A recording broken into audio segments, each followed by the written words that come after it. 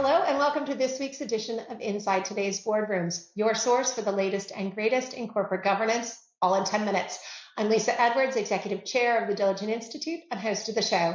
Today, I'm joined by John Rodi, who's a financial services audit partner at KPMG and leader at KPMG's Board Leadership Center. John, thanks for joining us today. Hi, Lisa. Great to be with you again. Well, as you know, there is a whole lot going on in the world right now.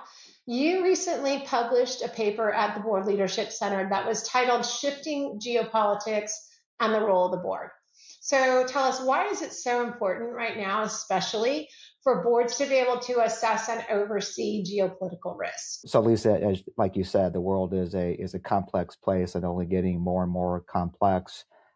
Such events as the U.S.-China trade war dating back to 2018, ESG moving from a niche fad to something much more strategic. We have political polarization and misinformation. We have data privacy concerns. We have tax and regulatory change. And of course, we have two wars going on in the world. And all of this really stresses the importance of businesses understanding the impact of these geopolitical events on their business. And for boards to really understand the interplay of these risks, to monitor international developments and look for more of these structural shifts in how the world is changing. And last comment I'll make on this point, Lisa, is we see that boards can really understand and digest the macro implications of world events, but where it can get more difficult is translating these geopolitical risks into how it impacts a company's business strategy and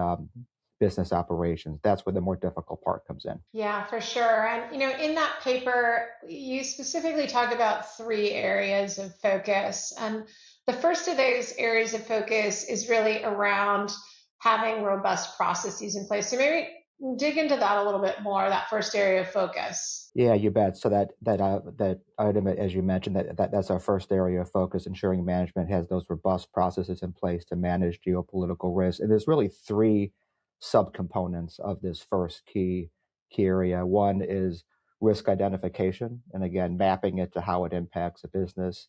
The second is ensuring that companies have clear responsibility and clear accountability for managing those risks.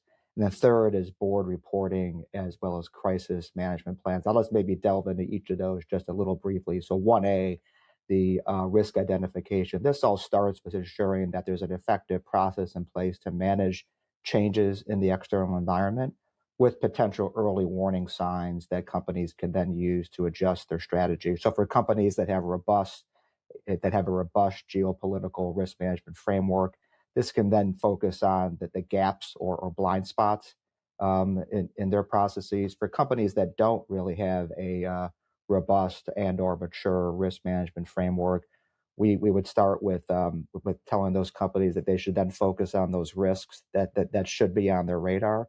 And then, of course, mapping those risks into how they impact the business. And at this point, too, while they matter, focusing only on certain discrete events that are occurring can be a bit reactive.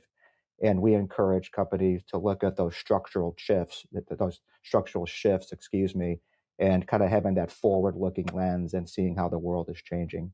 Second, when it comes to responsibility as well as accountability, here we're looking at making sure that there's a clear map to the business owners. And our view is that this is best done at the business function level, so operations, company supply chain, companies recruiting, HR, and ensuring that two key principles in this mapping take place. One, obviously, that you're mapping these key risks to key revenue drivers and cost drivers. And two, when you map to that business owner, that business owner should have clear accountability as well as the ability to act on any type of mitigation that takes place. And then lastly, the third aspect of this first one is board reporting as well as crisis readiness plans. We've seen boards, typically in the past, maybe once a year, maybe they'll get a geopolitical update and how that impacts a company's business based on the type of company and the reach that could be as soon as quarterly now. I think the important thing is that boards get a clear understanding of what geopolitical risks a company is facing, both current as well as forward looking, what the crisis readiness plans that are in place, what the board comms protocol would be should a crisis occur, and then also focus on resilience, how a company can bounce back from a crisis and still play offense. Yeah, I really like that. And I like how KPMG is approaching it. It's not surprising to me that you're looking at it from, first a risk perspective, because obviously that's so much of the work of the board and obviously core to the audit function as well. So makes a ton of sense. It also makes a ton of sense to say, have a plan and a structure and a framework in place, because who knows what the next thing will be. So really great advice. Well, let's move on to the second area of focus in your paper, where you talk about getting a diversity of perspectives. I thought that was really fascinating as well. So maybe expand on that one. And we think having that diversity of perspectives, including your third party point of view, is really important. And I think that starts with ensuring that a company is just having an appropriate challenge to how they're seeing geopolitical risks, how those risks could impact the business. Bringing in that third party expert can bring that appropriate challenge.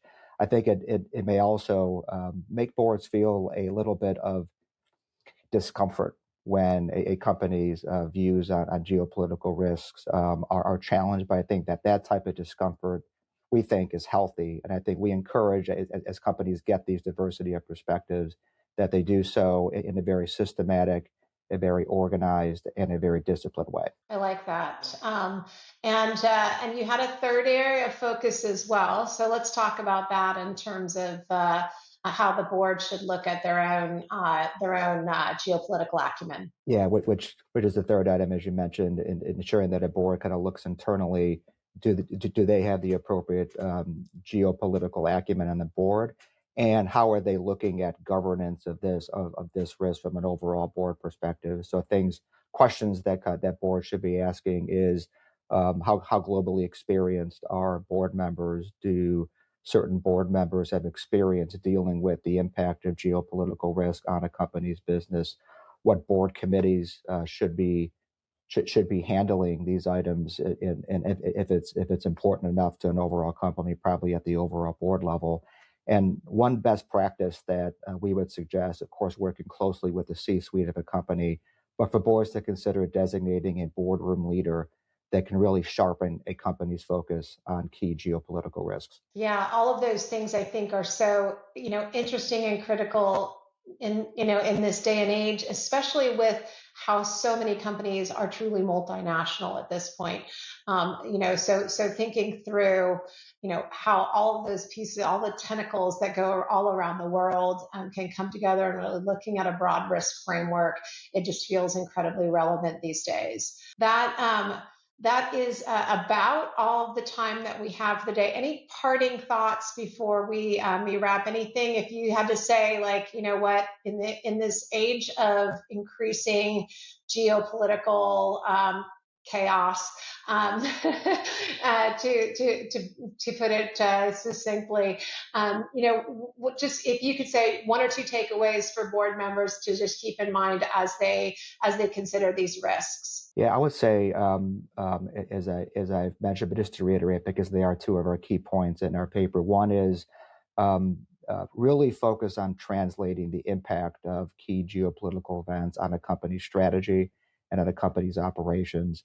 And then, rather than just focusing on those very discrete events as they occur, always try to have that forward-looking lens, and where are these structural shifts coming that are really going to change how the world works. Love it. And we'll wrap on that. If you want to check out the full paper, please do visit KPMG's Board Leadership Center website.